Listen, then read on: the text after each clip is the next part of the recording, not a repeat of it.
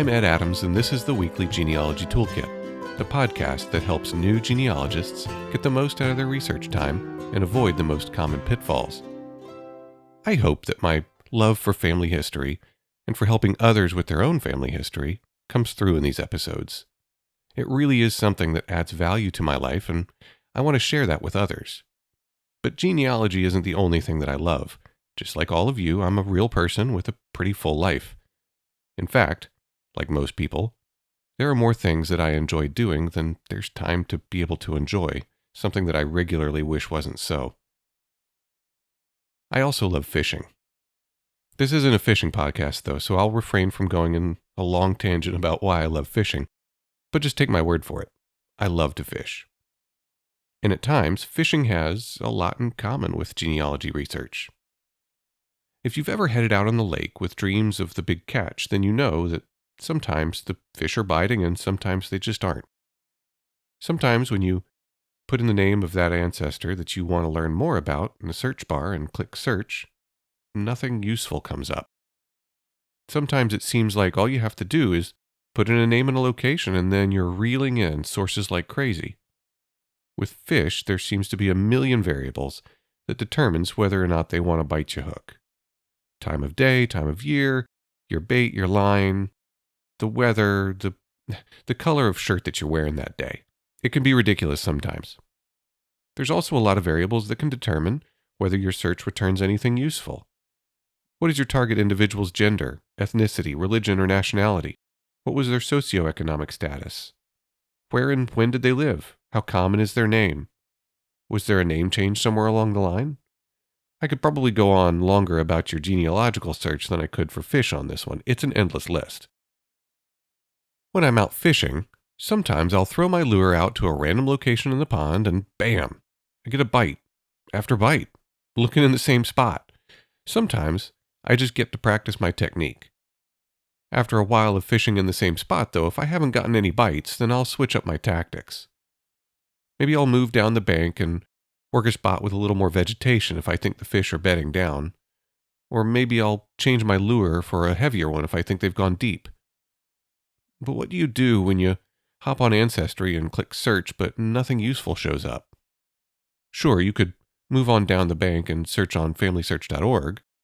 All the website search algorithms work slightly differently, and sometimes just fishing somewhere else will work. But what about when that turns up nothing useful as well? Well, the answer is really there's dozens of things that you can do when that happens, just like with fishing. If it's winter and the fish are lethargic, then you can slow way down and just nudge that lure along the bottom. If it's cloudy, perhaps you need a spinnerbait to get their attention. I could go on, but I've got to remind myself this isn't a fishing podcast. Amateurs like me just go out and see what works and what doesn't. But the pros go out with a plan. In genealogy, the pros go out with a plan as well. And that can make all the difference. I'd like you to give some serious consideration to giving a go at developing a research plan. But, and I might be summoning the wrath of the professional genealogy gods here by saying this, don't think that you absolutely have to have a research plan for every time you want to do some genealogy. If your goal is to become a professional, then yes, practice developing a plan and do it for every project you're working on. It's the only way to get good at it. Proper planning is probably the biggest difference between the professionals and the hobbyist, although the best hobbyists also make plans. But for most, genealogy is for fun or for personal satisfaction, and that's absolutely fine. I'm not a professional fisherman. I probably will never enter a tournament. I just like to fish. Many times I can head out on the lake with no plan whatsoever, other than to be quiet, relax, and meditate. If I catch a fish, great. If not, that's okay too. But sometimes I really want to catch a fish. When that's the case, I do develop a plan, when and where I'm going to fish, what lure I'm going to use, and what sort of technique I'm going to employ to get those suckers to bite. So the same is true in genealogy. Sometimes I've got 20 minutes to kill and I just want to mentally freewheel for a little bit and go to my happy place. Sure, I'll hop on a website and just kind of poke around. If I find something awesome, but if not, I've accomplished what I really set out for. But I'm also not operating under the delusion that I'm going to make any serious headway on my family history that way. When I have a question that I really want to answer, I need to get off the websites and bust out the spreadsheet. So what's a research plan and how do you develop one? Well, every research plan starts with a well-scoped research question. What is it you're trying to learn? I say well-scoped because saying, "Who was John Smith?" is a question, but there's not near enough detail to answer it. How will you know if you've gotten to your destination? A. What John Smith are you talking about? There's been a few of them. Second, how do you answer who as a question? Like, are we saying that we want to get existential and tackle how John Smith conceived the meaning of his own life? A better question is, when was John Smith, of Cumberland County, North Carolina, husband of Rebecca Snyder and father of Samuel Smith, born? Now we know which John Smith we're talking about, and we know exactly what we have to answer. You'll know when you've gotten to your destination. Once you have a good question, it's time to review what you already know about your subject and revisit how you know those things. This brings us back to episode 1. Start with what you know. Make sure that all your knowledge of John Smith is fresh in your mind and written out on your research plan. That becomes home base and gives you a sense of where to start looking first. It also allows you to catch any mistakes or unproven assumptions that you need to deal with. You don't want to be 3 hours into researching, only to find that your entire plan of research has been based off of a mistaken analysis of a previously identified source. As part of this step, I think it's helpful to form a hypothesis, perhaps not exact, but a window. If I know that John Smith's mother died in 1918, then I know he had to be born before that. If his parents got married in 1915, then I know he was most likely born sometime between 1915 and 1918. Now I've got a target that's starting to come into focus. The next step is to make a list of all the possible types of sources that might have the information that you're looking for. In the previous example, you're trying to find out when this John Smith guy was born. Well, obviously the first potential source that you're going to want to write down is birth certificate, right? Sure, but what other records might have his birth date on it? A census record can get you in the ballpark, but draft registrations or other military records or marriage records can also sometimes have exact birth dates.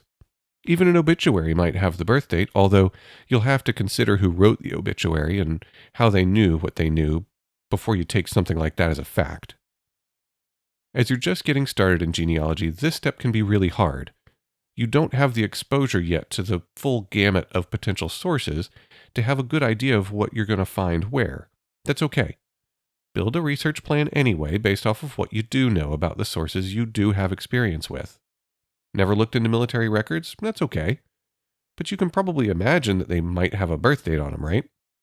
This can be a good way to start branching out away from your security blanket sources into other areas that will really start to round you out as a researcher.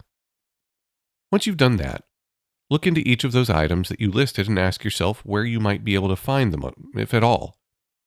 Based on the time period, location, or individual subject, you may not be able to get your hands on each of those sources. In some cases, these sources never existed. For example, our John Smith, who lived in Cumberland County, North Carolina, wouldn't have had a birth certificate if he was born before 1913 and might not have had one unless he was born after 1920, when compliance with the birth registration became common throughout the state. A great resource for finding what was available when and where can be accessed at the Family Search Research Wiki. Links in the description.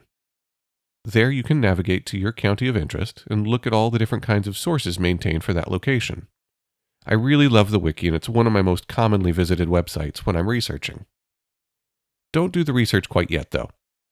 Once you've figured out how many of your target sources are even available, and if available, where they can be found, separate them into 2 lists.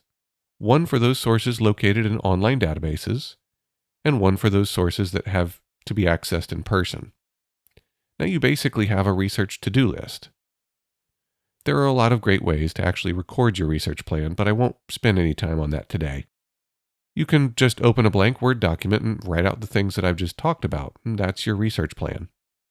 A simple Google search will return lots of different formats for more formal plans, Some people like to use online tools like Evernote and stuff like that, but all that can come in time. First, get comfortable just putting together the plan. Once you get that far, you'll probably find that one of the templates or online tools is more to your liking. So now that you've got your research plan, your genealogy to-do list, it's time to start checking off those to-do items. This lets you focus on your objective and not waste any time looking in places that won't have your answer anyway. Like fishing, genealogy can swallow hours and hours of our time. Sometimes that's the point. But if we're going to dedicate that kind of time to something, wouldn't it be nice to have something to show for it? I hope this has given you confidence to tackle research planning. It sounds harder than it actually is, but it's a great tool.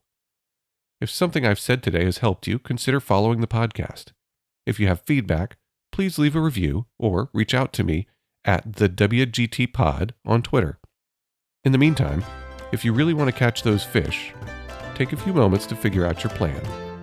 Thanks for listening and see you next time.